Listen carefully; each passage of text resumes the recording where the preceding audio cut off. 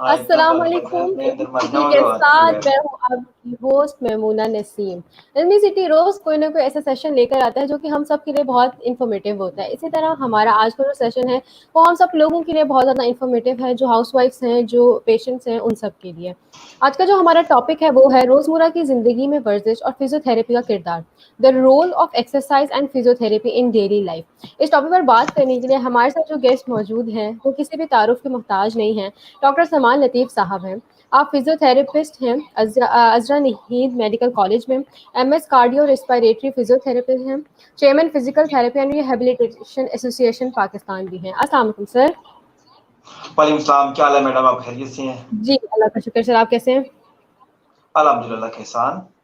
अच्छा सर, हम लोग स्टार्ट करते हैं। मैं सब ऑडियंस को कहूँगी कि आप लोग प्लीज़ आके क्वेश्चंस पूछें। हम लोग कोशिश करेंगे कि आप लोगों के क्वेश्चंस के एज मच एज हम लोग जो है वो रिप्लाईज कर सकें, क्योंकि टॉपिक बहुत ज़्यादा इन्फॉर्मेटिव है, एक्सरसाइज से रिलेटेड है और हमारी जो रूटीन है वो हमने आजकल इस तरह की सेट कर ली हुई कि बहुत ज़्यादा ज़रूरी है।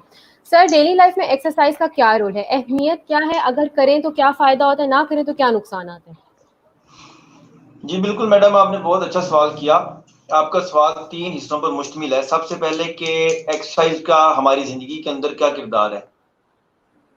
तो पूरी दुनिया के अंदर एक्सरसाइज को एज ए मेडिसिन यूज किया जा रहा है, एज ए ट्रीटमेंट यूज किया जा रहा है, एज ए इलाज यूज किया जा रहा है। एक्सरसाइज करने से सबसे पहला आपको फायदा ये होता है कि आप अपनी रोजमर्रा की जिंदगी के जो काम काज है उसको एंजॉय कर सकते हैं। आप अपनी जिंदगी के काम को अपनी हॉबी बना सकते हैं।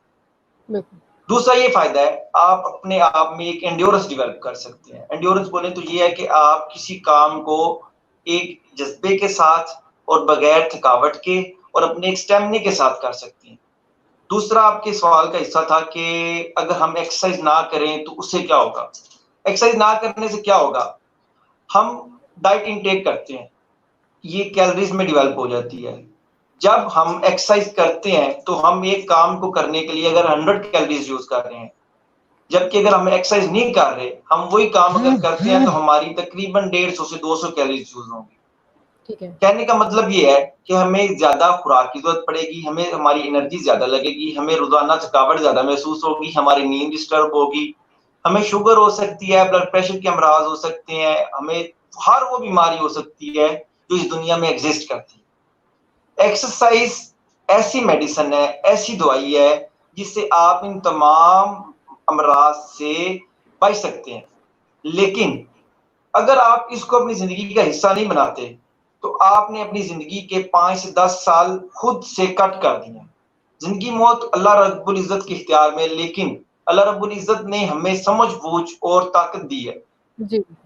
और हमारी समझ बूझ और ताकत यही है कि हम एक्सरसाइज करें डेली रूटीन में, अपनी जिंदगी को एंजॉय करें, अपने काम को एंजॉय करें, बीमारियों से बचें और अपने अंदर एंड्योरेंस डेवलप करें, खुद को स्ट्रेंथन रखें और गुड लुकिंग रखें।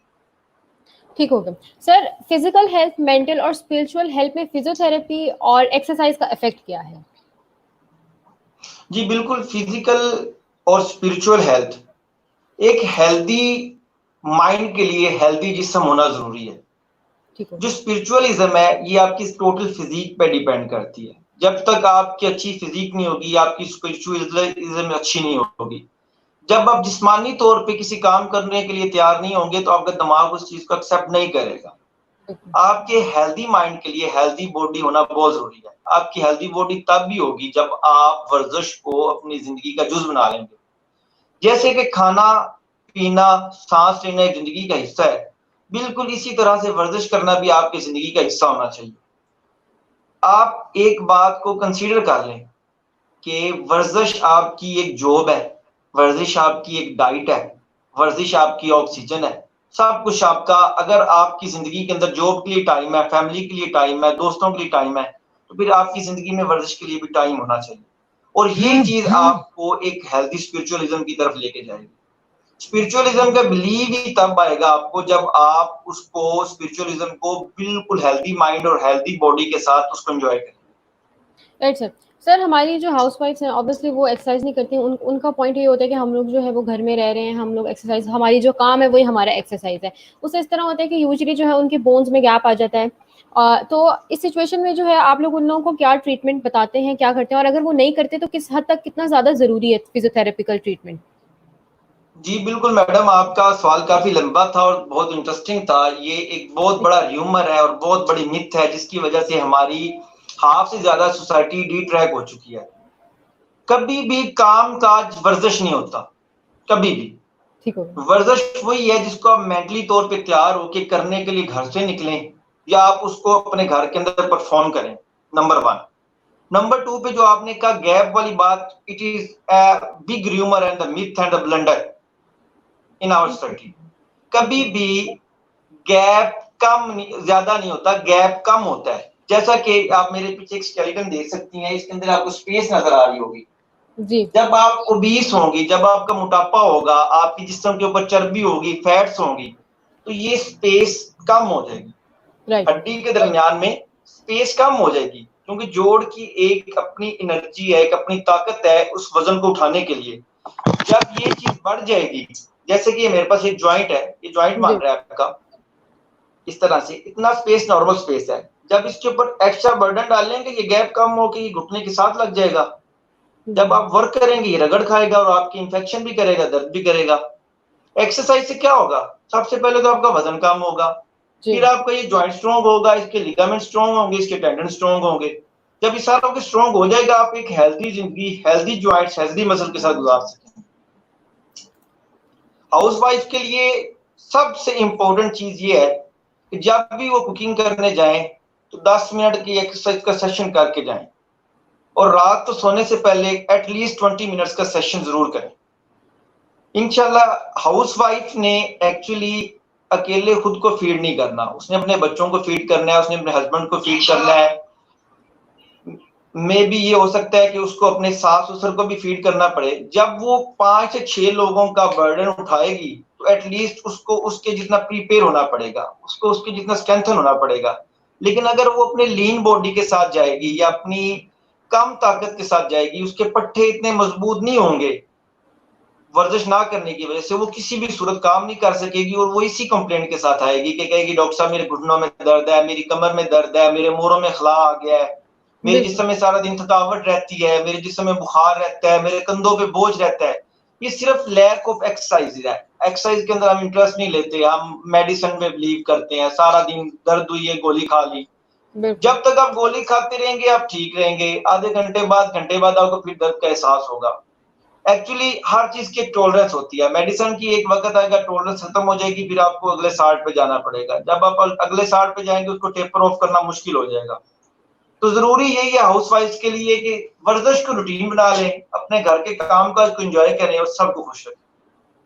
ठीक होगा सर। जो अगर आपके पास आ गई है, एक हाउसवाइफ आ गई है, सपोज मैं हूँ, ठीक है, अगर मैं, आपने जो मुझे प्रोसीजर्स बताया, अगर मैं वो प्रोसीजर्स फॉलो नहीं करती तो उससे क्या होगा?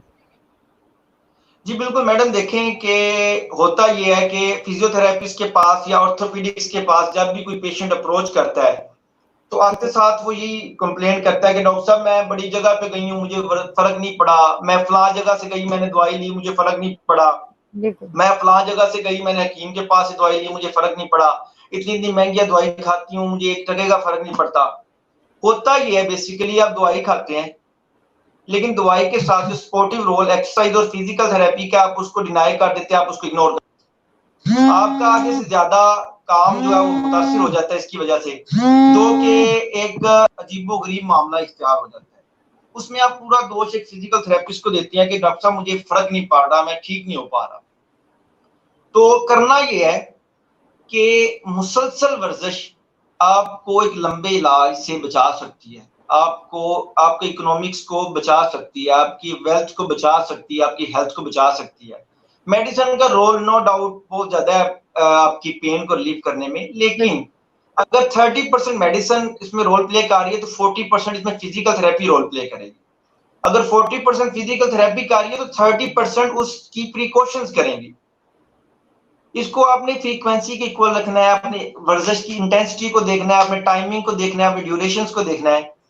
ये कंप्लीट एक यूनिफॉर्म है। एक्सरसाइज एक यूनिफॉर्मिटी का नाम है, यूनिफॉर्म का नाम है, एक आप कह लें सेपरेट जॉब का नाम है। राइट। ओके सर, फिजियोथेरेपी किस तरह जो है वो और कितनी ज़्यादा इफेक्टिव है हमारे जो सर्जिकल प्रोसीजर होते हैं उसको प्रिवेंट करने में? कुछ इस तरह की सिचुएशंस आ जाती हैं जिसमें हम लोग चाह रहे होते हैं कि हम लोग जो है वो ऑपरेट ना करवाएं, तो इस तरह की कौन कौन सी बीमारियां हैं जिनसे जो है हम फिजियोथेरेपी को के थ्रू हम ट्रीट कर सकते हैं? जी बिल्कुल मैडम, आपका बड़ा जबरदस्त क्वेश्चन है। आजकल हर बंदा यही फेस कर रहा है कि मोरों के ऑपरेशन होगा, घुटनों को ऑपरेट होगा, टोटल नी रिप्लेसमेंट होगी, आपके घुटनों को नया डाला जाएगा, आपको हिप रिप्लेसमेंट होगी। तो इन सब को बचने के लिए जरूरी है आप कमर की कुछ हेल्दी एक्सरसाइजेस करें, आप उस सर्जरी के प्रोसीजर को प्रिवेंट करें, आप अपने मसल्स को इतना स्ट्रॉन्ग कर लें कि वो आपके मसल आपके मोरों के वजन को उठाएं। दूसरी बात, आप घुटनों की एक्सरसाइज करें। घुटनों के अंदर अल्लाह पाक ने एक फ्लूइड रखा हुआ है, साइनोवियल फ्लूइड रखा हुआ है, जो घुटने को रगड़ खाने से बचाती है। इसकी एंडोजिनस प्रोडक्शन होती है, यानी अल्लाह पाक ने ऐसा सिस्टम रखा हुआ है, जब हम इसको हिलाते जुलाते हैं इसके अंदर वो फ्लूइड पैदा होता है जो हड्डी को हड्डी के ऊपर रगड़ नहीं खाने देता। ठीक हो गया। एंडोजिनस प्रोडक्शन जो होती है हाइलुरोनिक एसिड की और ग्लूकोजामाइन कॉन्ड्राइटिन की, वो जब आप एक्सरसाइज करते हैं तो वो एंडोजिनस प्रोडक्शन हो जाती है, वो आपकी डेली की रोजमर्रा कामों के लिए हो जाती है, पैदा हो जाती है इसके अंदर। ठीक है। तो जब वो पैदा होती रहेगी तो आप सर्जरी से बचते रहेंगे। जब आप सर्जरी की तरफ जाएंगे तो फिर आपका उधर आर्टिफिशियल लिम्ब होगा, वो आर्टिफिशियल लिम्ब कभी भी एंडोजिनस प्रोडक्शन नहीं करवाएगा, और एक वक्त आएगा आपको सर्जरी पे सर्जरी करवानी पड़ेगी, और एक वक्त आएगा जब आप उस चीज से डर जाएंगे और आप इस चीज से खौफजदा होकर अपनी जिंदगी की बाजी हार जाएंगे। सर डेली लाइफ में एक्सरसाइज की आदत अगर हम लोग बना लेते हैं तो हम लोग कौन कौन सी ऐसी बीमारियां जिनसे हम लोग बच जाते हैं? इसी के साथ मैं कहूँगी कि जो जिम में जो लोग एक्सरसाइज करते हैं क्या वो भी डेली लाइफ की एक्सरसाइज में कंसिडर हो सकती है, या सिर्फ मॉर्निंग वॉक या नाइट वॉक आप जो कहेंगे वो? जी बिल्कुल, सबसे खूबसूरत क्वेश्चन आपका जो है ये है आपकी पूरी टॉक में से। बिल्कुल, एक्सरसाइज की वजह से आप सबसे जो छोटी बीमारी से बच सकते हैं ना, वो डायबिटीज मेलाइटिस है, यानी शुगर है। बिल्कुल। सबसे छोटी बीमारी का मैं वर्ड यूज कर रहा हूँ कि शुगर जैसे मूजी मर्ज से आप जान छुड़वा सकते हैं, आप ब्लड प्रेशर के मर्ज से जान छुड़वा सकते हैं, आप हार्ट अटैक से जान छुड़वा सकते हैं, आप अपनी नफ्सियाती बीमारियों से जान छुड़वा सकते हैं, आप अपने स्ट्रेस से जान छुड़वा सकते हैं, आप ज्वाइंट पेन से जान छुड़वा सकते हैं।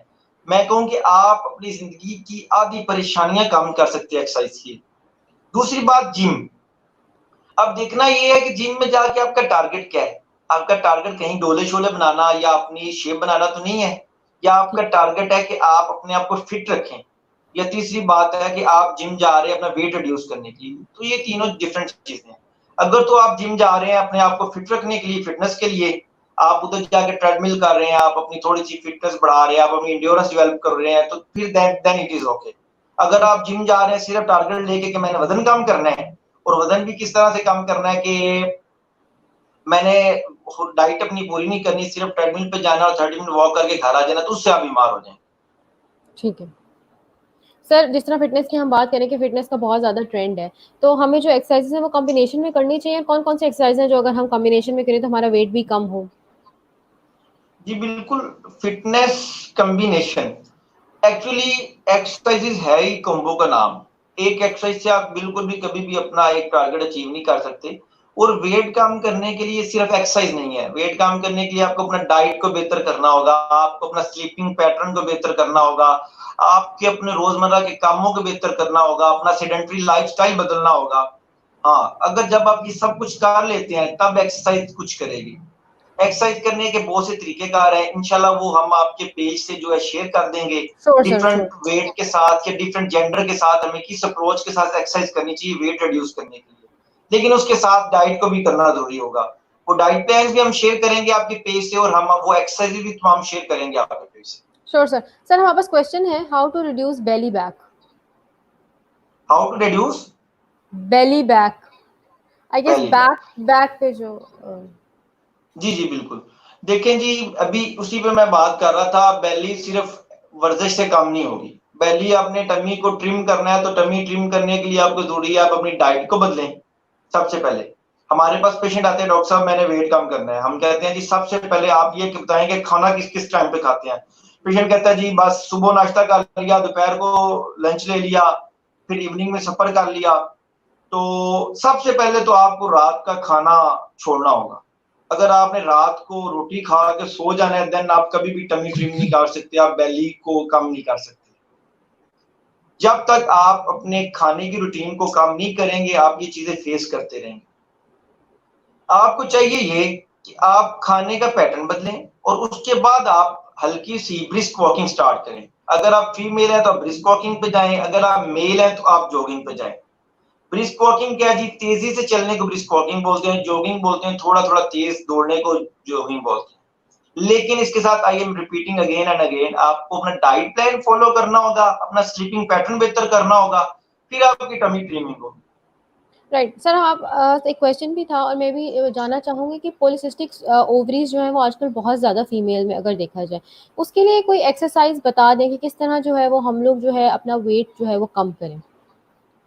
जी बिल्कुल मैडम, बड़ा एक अहम मसला है जिसपे आपने रोशनी डाली है। गायनेकोलॉजिकल फिजिकल थेरेपी एक पूरा सब्जेक्ट है, ये एक पूरी फील्ड है फिजिकल थेरेपी की। अगर हम इसको डिस्कस करने लग जाए तो हमारे 2 घंटे 3 घंटे भी हमारे लिए थोड़े हैं। इसके लिए वुमेन्स को चाहिए ये कि आप जो है यूट्यूब से अच्छी सी वुमेन हेल्थ की जो है ना वीडियोस डाउनलोड करें, उसको फॉलो करें। लेकिन इसमें आपने प्रेगनेंसी का ध्यान रखना है, इसमें आपने अपने मेंस्ट्रुअल साइकिल का ध्यान रखना है, इसके अंदर आपने अपनी डाइट का ध्यान रखना है, उसका ही सारी एक्सरसाइज है। मैं I am repeating that exercise exercise the proper lifestyle. जब तक आप इन सारी चीजों को कॉम्बो यूनिट नहीं बनाएंगे तो आप ये गेन नहीं कर सकते। अब वीमेन हेल्थ के अंदर एक्सरसाइज बड़ी इंपॉर्टेंट जो है, उनमें स्क्वाटिंग बड़ी अच्छी इंपॉर्टेंट का अमल है, स्विमिंग बड़ी अच्छी चीज है, साइकिलिंग सबसे अच्छी चीज है आपके लिए। लेकिन अगर आप इसको परफॉर्म करते हैं तब, अदरवाइज नहीं। सर जो डायबिटिक पेशेंट हैं या और भी जो मूजी अमराज हमारे पाकिस्तान में बहुत ज़्यादा एक है बात है, उसकी प्रिवेंशन के लिए फिजियोथेरेपी का क्या रोल है? फिजियोथेरेपी वाले आप लोग किस तरह क्या उनको क्या गाइड करते हैं? आप लोग किस तरह जो है वो रोकी जा सके, या अगर एक बंदे को हो गई है तो वो क्या क्या करे? जी बिल्कुल, बड़ा अच्छा क्वेश्चन है जी। डायबिटीज के अंदर सबसे पहले तो होता क्या है कि फटीगनेस आना शुरू हो जाती है बॉडी के अंदर, आपकी ग्लूकोज जो है वो आ रहा है, आपको तंग कर रहा है। उसके बाद क्या होता है जी, आपको पेरिफेरल न्यूरोपैथी हो जाती है, यानी आपको हाथों के अंदर या तो सेंसेशन फील नहीं होती, डीपीएनपी बोलते हैं, डायबिटिक पेरिफेरल न्यूरोपैथी आना शुरू हो जाती है। इसके अंदर फिजिकल थेरेपी का बड़ा इंपॉर्टेंट रोल है। कंट्रास्ट बात, आपको अक्सर फीमेल शिकायत करती है मेरे पाँव के अंदर बर्निंग होती रहती है, मेरे पाँव जलते हैं, मेरे पाँव के अंदर सोजन आ जाती है, तो इस चीज के लिए फिजिकल थेरेपी का बड़ा अहम रोल है। उसके बाद अक्सर अक्सर और अक्सर जो प्रेवलेंस है डायबिटिक पेशेंट के अंदर, फ्रोजन शोल्डर है। बिल्कुल सही।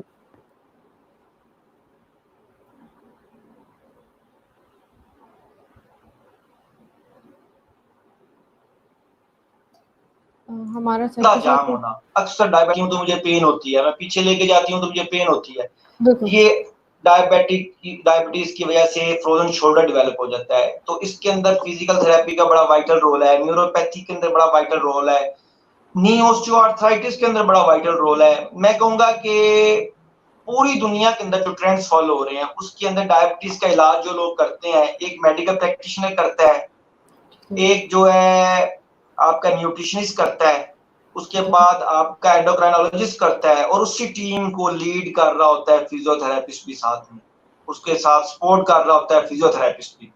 यानी डायबिटीज को कंट्रोल करने वाली टीम के अंदर फिजियोथेरेपिस्ट भी एक अहम एडवाइजरी रोल प्ले करता है। पूरी दुनिया में ये हो रहा है, हमारे मुल्क में नहीं हो रहा, सिर्फ पूरी दुनिया में ये हो रहा है। यानी अगर आपको एंडोक्राइनोलॉजिस्ट मेडिसिन दे रहा है, मेडिसिन वाला बंदा समझा रहा है और साइकेट्रिस्ट ट्रेनिंग दे रहा है, और साथ में फिजिकल थेरेपिस्ट आपको सारी बातों से बता रहा है, आपकी क्वालिटी ऑफ लाइफ को बेहतर कर रहा है, आपको बता रहा है कि आपने कैसे अपनी हेल्थी लाइफ को मेंटेन करना है, कैसे आपने डायबिटीज को इधर रोक देना है, इसको कम कर देना है, कैसे आपने अपने ग्लूकोज को मजीद कंज्यूम करना है बगैर मेडिसिन के, किस तरह से आपने अपने इंसुलिन लेवल को, सिक्रीशन को इंक्रीज करना है, ये सारा कुछ फिजिकल थेरेपिस्ट आपको बता रहा है। सर जिस तरह आपने बात की कि पाकिस्तान में नहीं हो रहा, हमारे हॉस्पिटल सेटिंग्स जो हैं या आईपीटीज वगैरह है, वहाँ पे सर्जरी के अलावा फिजियोथेरेपी का कोई रोल नहीं है? जी बिल्कुल, बहुत रोल है। अभी तो बड़े अच्छे अच्छे सेंटर्स डेवलप हो गए हैं, चिल्ड्रन अस्पताल लाहौर के अंदर, सर्विसेज हॉस्पिटल के अंदर, शेख ज़ायद हॉस्पिटल के अंदर, लाहौर जनरल हॉस्पिटल के अंदर, इवन 2018 से पहले हर तहसील हेडक्वार्टर के लेवल पे तकरीबन 200 लाख, तकरीबन 2 करोड़ तक के 2 करोड़ रुपए तक के फिजियोथेरेपी सेटअप बनाए गए हैं, जिसके अंदर आपको वुमेन हेल्थ को देखा जा रहा है, जीरियाट्रिक हेल्थ को देखा जा रहा है, कार्डियोवास्कुलर प्रॉब्लम्स को देखा जा रहा है, कार्डियो रेस्पिरेटरी प्रॉब्लम्स को देखा जा रहा है। और सबसे अहम बात जो मैं आपको बताना चाहूंगा मिस, तो वो ये है कि जो बच्चे सीपी पैदा होते हैं सेरेब्रल पाल्सी के साथ, माजूर बच्चे जो पूरी उम्र के लिए रोग बन जाता है पेरेंट्स के लिए, जी बिल्कुल। उनके लिए बड़े अच्छे सेंटर डेवलप हो रहे हैं हर हॉस्पिटल के अंदर, और उससे पूरी उम्र की माजूरी से बचते हैं वो लोग। उसके अलावा जब आपका लिम्ब कट जाता है, आपकी फ्यूटेशन हो जाती है, टांगे कोई चीज काट दी जाती है, उसके लिए फिजियोथेरेपी बड़ा वाइटल रोल प्ले कर रही है। जब आपकी बाजू पे प्लास्टर लग जाता है, आपकी बाजू पूरी मूव नहीं कर रही, फिजियोथेरेपिस्ट है जो उसकी क्वालिटी को बेहतर करता है, पूरा उसको मूव करता है, तो इसमें बड़ा वाइटल रोल है। अभी तो फिजियोथेरेपी की 5 स्पेशलाइजेशन तो पाकिस्तान में स्टार्ट हो गई है, जिसके अंदर से सबसे पहले ऑर्थोपेडिक मैनुअल फिजियोथेरेपी है, स्पोर्ट्स फिजिकल थेरेपी है, कार्डियो पल्मोनरी फिजिकल थेरेपी है जिसका मैं एक्सपर्ट हूँ, वीमेन हेल्थ फिजिकल थेरेपी है, और पीडियाट्रिक हेल्थ फिजिकल थेरेपी है। ये 5 तो स्पेशलाइजेशन पाकिस्तान में शुरू हो गई हुई है। सर यूथ के अलावा हम लोग अगर बूढ़े लोगों की बात करें तो उनको कौन सी एक्सरसाइज बताते हैं, क्योंकि ऑब्वियसली वो लोग तो डेली वॉक पे नहीं जा सकते, उनके लिए मुश्किल होती है, या काफी सारी इस तरह की एक्सरसाइज होती है जो कि बहुत ज्यादा मुश्किल होती है, तो उनको उनके लिए आप क्या बताएंगे एक्सरसाइज वगैरह कोई? देखिए मिस, बहुत जबरदस्त बात आपने की है कि हमारे जो पेरेंट्स हैं वो 50 से या 60 से या 70 से ऊपर हैं, तो उनके लिए एक्सरसाइज तो बहुत जरूरी है, वरना उनके जॉइंट के अंदर स्टिफनेस आना शुरू हो जाएगी, पट्टों के अंदर खिंचाव आना शुरू हो जाएगा।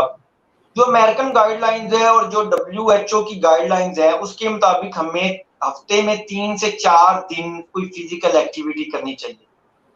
फिजिकल एक्टिविटी क्या करनी चाहिए, क्या हो उससे हमें पता चले कि हमने फिजिकल एक्टिविटी की है।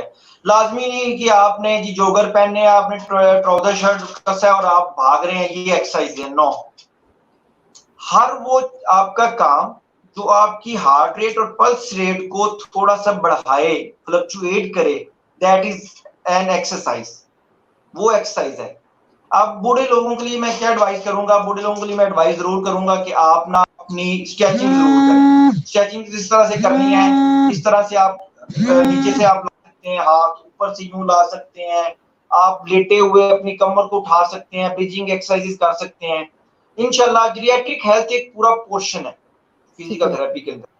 पूरा जीरियाट्रिक से रिलेटेड हम एक पूरा डेमो करेंगे आपके चैनल के वसूख से इंशाल्लाह, जिसके अंदर हम पूरा डेमो करेंगे सिर्फ कि हमारे पेरेंट्स ने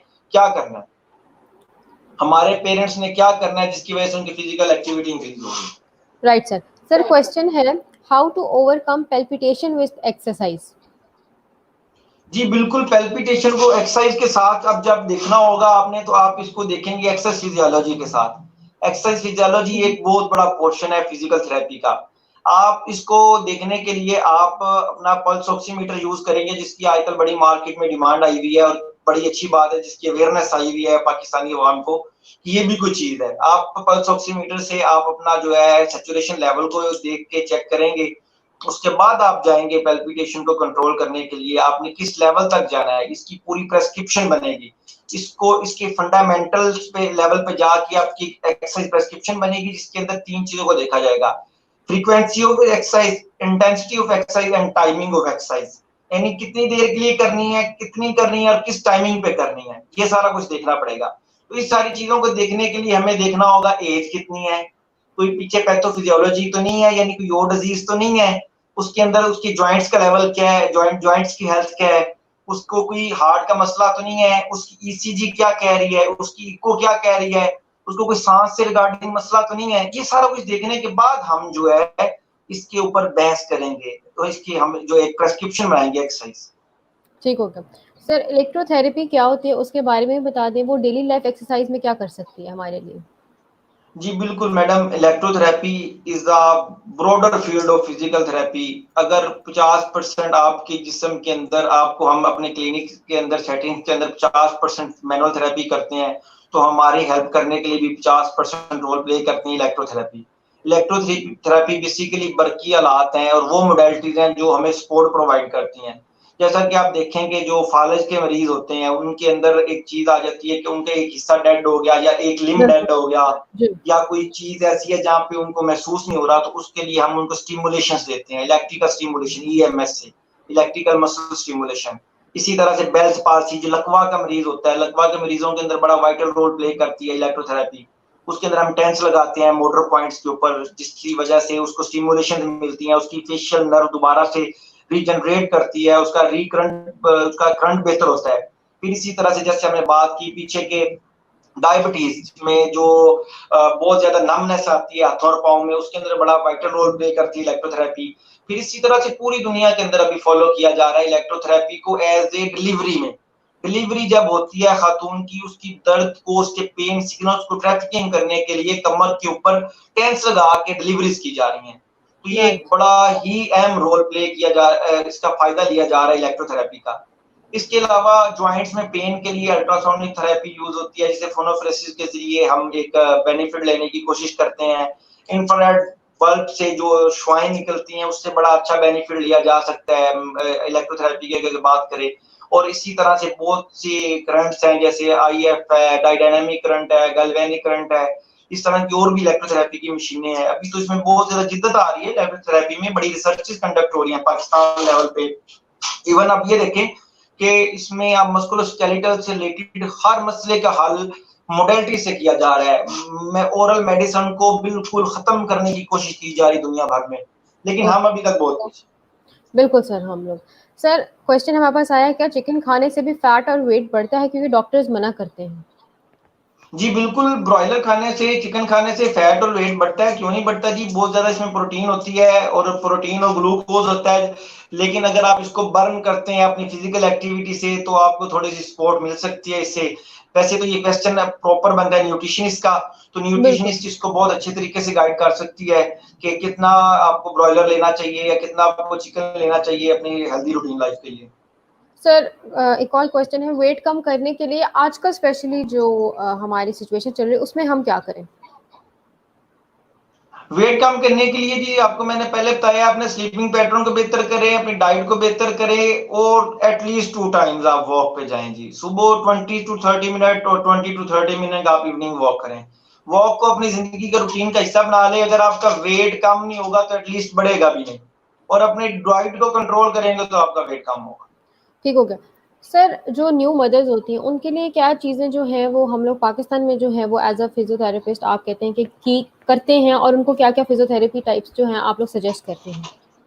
देखिए मैडम, सबसे इम्पोर्टेंट क्वेश्चन है आपका कि न्यू मदर्स को मैं कैटेगराइज करता हूँ 2 पार्ट में। एक न्यू मदर वो है जो अभी प्रेगनेंसी में है, जिसके पेट के अंदर अभी बच्चा है। तो उसके लिए हम क्या कर सकते हैं? उसके लिए हम उसको एंड्योरेंस एक्सरसाइजेस करवा सकते हैं, उसकी कार्डियो रेस्पिरेटरी की एक्सरसाइजेस करवाएंगे, उसको गायनेकोलॉजिकल एक्सरसाइज डेवलप करवाएंगे, उसको उसके एब्डोमेन की एक्सरसाइजेस करवाएंगे, उसको उसकी यूट्रस की एक्सरसाइजेस करवाएंगे। उस एक्सरसाइज से उसको क्या फायदा होगा? उसको सबसे पहला फायदा ये होगा, उसकी पेन कम होगी ड्यूरिंग डिलीवरी। अब सेकंड मदर मैं जो आपको डिफाइन करने जा रहा हूँ, सेकंड मदर वो है जिसका बेबी हो गया। ठीक है।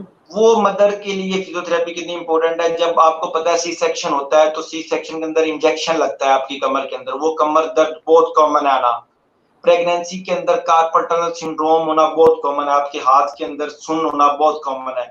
इसके अलावा प्रेगनेंसी के अंदर बहुत ज्यादा हार्मोनल इम्बैलेंसिंग हो जाती है, वो बड़ा ज्यादा प्रॉब्लम करता है, जो आपकी स्ट्रेचिंग से, रेंज ऑफ मोशन से आपका बिल्कुल बेहतर होता है। सेकंड टाइप ऑफ मदर के अंदर जब आपके ऊपर एक बेबी की रिस्पॉन्सिबिलिटी आ जाती है तो तब आपको तैयार होना चाहिए कि आप 2 बंदों का काम करें। मतलब पहले आपने अपने आप को फीड करना है सिर्फ, अब आपने बच्चे को भी फीड करना है। अब आपको अपने मसल्स को भी इस लेवल पे करना चाहिए, अपने जॉइंट्स को भी इस लेवल पे तैयार करना चाहिए कि आप अपने बेबी को उठा रहे हैं तो आपके जॉइंट्स के अंदर पेन ना हो, आपके मसल्स के अंदर सोरनेस ना आए, आपके मसल के अंदर डॉम्स ना बने। इसके लिए आपको अपने आप को तैयार करना पड़ेगा एटलीस्ट 2 बंदों के लिए। सर पेंडेमिक है, कोविड-19 है, सबको पता है। कोविड-19 में जो है वो किस तरह फिजियोथेरेपी जो है वो हेल्प करती है, और क्या फायदा होता है पेशेंट्स को जो कि कोविड-19 पॉजिटिव होते हैं? मैडम, कोविड-19 ने आके सारा पिंडोरा जो है वो खोल दिया कि फिजियोथेरेपी और एक्सरसाइजेज जिन लोगों ने की हुई थी उन्होंने बड़ा अच्छा सर्वाइवल किया जी। जो लोग वर्जिश करते थे, अपनी सांस की एरोबिक्स करते थे, एनारोबिक्स करते थे, जो स्विमिंग करते थे, साइकिलिंग करते थे, उन्होंने कोरोना को मात दिया, ये सब लोगों को पता है। दूसरा, दुनिया भर के आईसीयूज के अंदर फिजियोथेरेपी मैनेजमेंट होती रही है, कार्डियो रेस्पिरेटरी मैनेजमेंट चलती रही है। फिजियोथेरेपी को एज ए एक्सेसरी या एज ए सपोर्टिव ट्रीटमेंट लिया जाता है, और उसके बाद भी इसकी फिजियोथेरेपी चलती रही है। जो कि आपके लंग्स को, आपकी लंग्स कैपेसिटी को, आपके एक्सेसरी मसल जो आपके चेस्ट के मसल है, एंटीरियर वॉल के मसल है, आपके रेस्पिरेटरी मसल, उनको स्ट्रॉन्ग करने से आपकी रेस्पिरेशन और आपकी एंड्योरेंस बढ़ती रही है। तो इस एंड्योरेंस को बढ़ाने के लिए फिजियोथेरेपी के अंदर स्पायरोमेट्री का बड़ा अच्छा रोल रहा है, स्क्वाटिंग का बड़ा अच्छा रोल रहा है। आपकी मसल्स होते हैं जो रेस्पिरेटरी को उसको स्ट्रॉन्ग करने की वजह से हमारी सैचुरेशन बड़ी बेहतर हुई है। तो ये भी एक मेरे पास एक वीडियो बड़ी अच्छी पड़ी हुई है, मैं आपके साथ शेयर करूंगा, जो आईसीयू की सेटिंग के अंदर फिजियोथेरेपिस्ट रोल प्ले करते हैं। ठीक हो गया सर, लास्ट क्वेश्चन हम लोग लेते हैं इसमें, एक मंथ में कितना वेट लूज किया जा सकता है without exercise, and best diet जिसमें एक्सरसाइज की जरूरत ना हो एंड मैक्सिमम वेट लूज कर सकें? आई गेस ये न्यूट्रिशनिस्ट के क्वेश्चन होगा। जी बिल्कुल, ये एक न्यूट्रिशनिस्ट का या हेल्थ एक्सपर्ट का जो क्वेश्चन बनता है, फिजिकल थेरेपिस्ट का नहीं बनता क्वेश्चन, लेकिन फिर भी मैं आपको ऐड करवाता जाऊं कि अगर आप अपना वेट रिड्यूस करना चाहते हैं, आप अपना जो डिनर है, डिनर को आप टाइमिंग चेंज करें, डिनर के बाद आप वॉक लाजमी बनाएं और जॉगिंग की रूटीन बनाएं, अपनी वर्जिश को जिंदगी का हिस्सा बनाएं, एटलीस्ट इससे ये जरूर होगा आपका वजन बढ़ेगा। Thank you so much sir, बहुत इन्फॉर्मेटिव सेशन था मेरे लिए भी, और उम्मीद करती हूँ बाकी सब लोगों के लिए भी बहुत ज़्यादा जो है वो इन्फॉर्मेटिव होगा। मुझे मेमूना नसीम आपके होस्ट को दीजिए इजाज़त। इल्मी सिटी के नेक्स्ट सेशन में दोबारा मुलाकात करेंगे। सिर्फ इतना याद रखें कि एक्सरसाइज को जो है वो आप लोगों में डेली रूटीन का जो है वो पार्ट बना लें, अगर आपने वेट लॉस करना है तब भी, और अगर नहीं करना है तब भी, ताकि आप लोग जो है वो हेल्दी और फिट रहें। Thank you so much sir, once again. अल्लाह हाफिज़। अल्लाह हाफिज़।